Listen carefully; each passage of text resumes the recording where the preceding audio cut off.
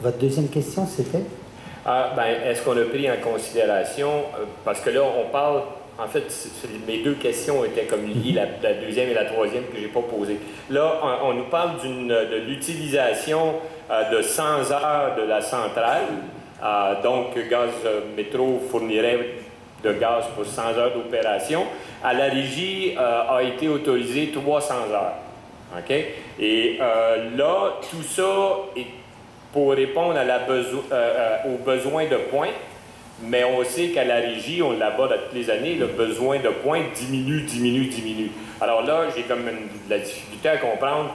On autorise 300 heures, mais on va en prendre 100 heures, et c'est pour répondre à un besoin qui diminue. Alors, je vais diriger la question à Hydro-Québec. Est-ce que les besoins en pointe diminuent ou sont appelés à diminuer? Monsieur le Président, Madame la Commissaire, les besoins d'Hydro-Québec distribution en puissance sont présentés à la Régie de l'énergie à chaque année dans le cadre d'un plan d'approvisionnement qui couvre une période de 10 ans. Et à toutes les années intercalaires, on fait la mise à jour de ce document-là. Et les besoins en puissance, donc c'est important de préciser la distinction en puissance, les besoins en puissance sont croissants de 0,7 % sur l'horizon 2014-2023. Donc, on est dans une situation à Hydro-Québec Distribution où on fait face à de gros surplus en énergie, mais au même moment, on a des besoins en puissance qui ont été identifiés d'ailleurs dès le plan d'approvisionnement 2008 que le distributeur avait déposé à l'époque à la Régie de l'énergie. Et ces besoins-là sont croissants et récurrents. Pouvez-vous expliquer la différence pour les besoins de la salle entre une énergie de base et la puissance? Ça, c'est la question. Oui. On essaie de vulgariser le concept de puissance versus l'énergie. La puissance, c'est ce qu'un réseau est capable de produire de façon instantanée, à un moment précis. Et l'analogie qu'on fait est un peu boiteuse, mais elle permet un peu de comprendre. C'est comme, on prend l'exemple d'un restaurant. Un restaurant qui compterait 50 places assises ne peut donc alimenter que 50 personnes en même temps. Même si, en termes d'énergie, dans ce cas-là, ce serait la nourriture, il a dans son réfrigérateur de la nourriture pour nourrir 400 personnes. C'est un peu la situation dans laquelle Hydro-Québec, on se trouve. On a de l'énergie en surplus, sauf qu'à des moments critiques, en pointe, on n'a pas suffisamment de capacité pour répondre aux besoins du Québec. Malgré tous les moyens qu'on a mis de l'avant depuis de nombreuses années, parce que là, on parle d'un projet ici, mais c'est un moyen qui s'ajoute à une panoplie d'autres moyens qu'on a mis en place depuis de nombreuses années. Je vais me permettre une petite question supplémentaire. J'ai lu récemment qu'Hydro-Québec envisageait de construire une ligne qui tirait de la Côte-Nord, qui descendra au lac Saint-Jean. Est-ce que ça peut transporter de l'énergie de la Romaine, ça? Ça, c'est une question que j'apprécie, Monsieur le Président. Ça va me permettre peut-être de répondre à des questions des intervenants tout à l'heure.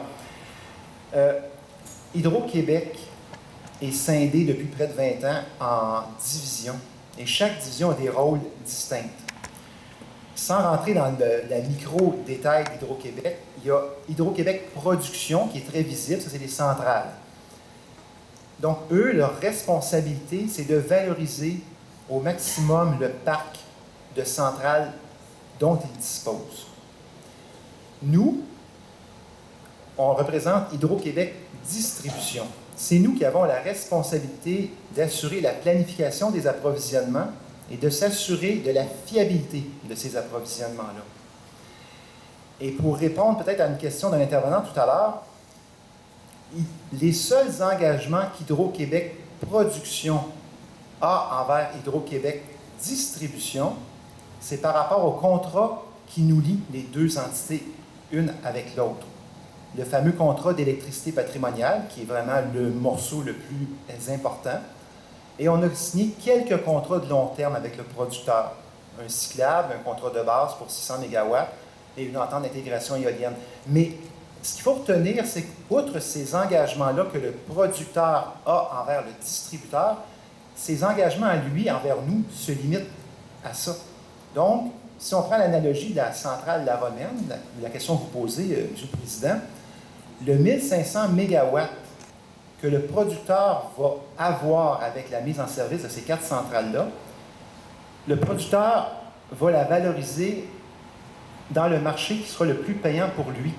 Il n'a aucune obligation de nous vendre cette puissance-là à nous, le distributeur.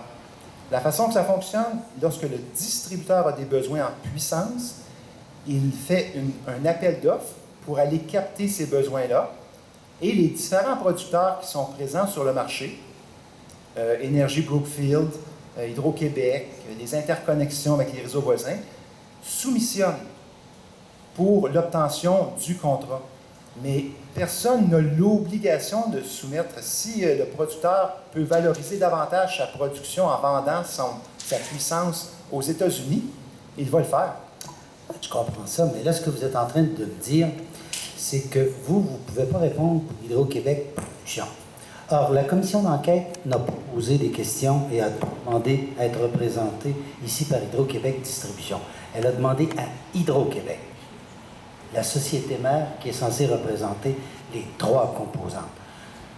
Je pense que votre devoir, c'est de faire en sorte qu'il y ait, et il faudrait que ça soit là demain après-midi, quelqu'un capable de nous répondre pour Hydro-Québec Production. Parce que ce que nous voulons savoir, c'est si au moment où vous voulez repartir 30 heures, si nous avons au Québec cette électricité, mais qu'on la vend à d'autres au lieu de l'utiliser au Québec. Alors, si c'est quelqu'un d'Hydro-Québec Production, je vous demande expressément d'avoir quelqu'un pour d'1 heure demain après-midi capable de répondre à cette question. Nous en avons plusieurs. Je vais peut-être reformuler, M. le Président, je me suis peut-être mal exprimé. Les règles qui régissent l'approvisionnement des besoins énergétiques du Québec sont fixées par la loi et le distributeur, lorsqu'il a des besoins, il doit procéder par appel d'offres. C'est ce qu'on a fait l'an passé pour un bloc de 500. Mais ça me permettrait, si les gens d'Hydro-Québec Production étaient ici, de leur demander s'ils vendent à des clients à des prix supérieurs à 55 cents du kilowatt, pour savoir s'ils vendent moins cher à d'autres au moment où, ici, on voudrait produire à 55 cents du kilowatt. Alors, c'est pour ça que je voudrais quelqu'un d'Hydro-Québec Production capable de nous répondre. Alors, je vous demande de transmettre à la direction d'Hydro-Québec la demande de la commission d'enquête. Est-ce que vous pouvez juste, s'il vous plaît, juste reformuler la question pour Hydro-Québec Production, s'il vous plaît? C'est une question que je pose. Je voudrais qu'il y ait un représentant d'Hydro-Québec Production capable de répondre à plusieurs questions. Je vais formuler. Et nous voudrions aussi, si c'est possible, d'avoir quelqu'un qui touche le transport. Si on nous dit on a l'électricité, mais on n'est pas capable de la descendre vers le sud, on voudrait savoir pourquoi. Alors donc, nous avons adressé une demande de personnes ressources à Hydro-Québec, la maison mère. Et nous nous attendons à ce que Hydro-Québec soit capable de répondre aux questions de la commission, quelle que soit la composante qui est touchée. Ça n'est pas ce soir, mais je vous demanderai d'avoir quelqu'un demain après-midi capable de répondre à toutes nos questions. C'est bien noté. Merci. Monsieur Lélé, on ne peut pas obtenir la réponse présentement, ça vous semble clair, mais nous allons l'obtenir demain après-midi. Monsieur le Président, me permettez-vous de mettre juste rapidement une situation en lumière? Parce qu'à la Régie d'énergie, on ne peut pas obtenir ces réponses-là puisqu'Hydro-Production n'est pas soumis à la Régie. Écoutez, nous, on n'est pas ici pour faire le procès de la Régie ni de discuter des questions de la Régie. Nous avons un mandat qui touche la justification du projet et nous allons l'assumer et poser des questions qui sont pertinentes à notre mandat. Voilà, d'où l'importance que ça se fasse ici. Alors, ça, c'est un commentaire qui n'était pas nécessaire. Ah. Alors, je vous en prie. Prochain intervenant, vous pouvez vous réinscrire si vous avez d'autres questions. Là. Je vous mets pas dehors. D'accord. J'appelle